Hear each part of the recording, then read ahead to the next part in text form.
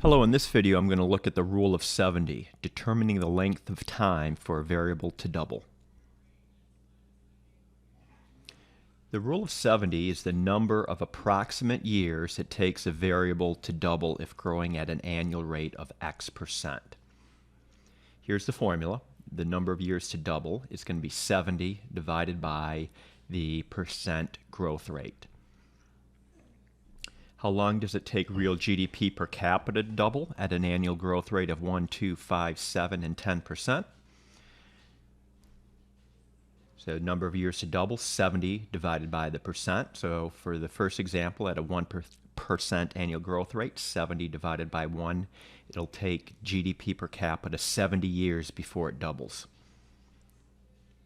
If the growth rate is 2%, 70 divided by 2 will take 35 years for that dollar amount to double. If the growth rate in GDP per capita is 5% annually, it'll take 14 years for GDP per capita to double. And at 7%, it'll take 10 years, and at 10%, it'll take 7 years. So one key thing about this formula is that we're entering the percent here not as a decimal, okay? Let's do some other examples. You have $4,000 in your investment account. How long will it take for your investment to reach $8,000 if growing at 12%? So this is a doubling. We can use a rule of 70. 70 divided by 12, which is the annual growth rate here, we'll get about 5.8 years. So it'll take about 5.8 years for $4,000 to turn into $8,000, again, if growing at this interest rate. You invest $10,000 at 7%. How many years will it take for your investment to double, quadruple, and then increase by 8 times? So the number of years to double, 70 divided by 7 will be 10 years. So in 10 years, your investment will be $20,000.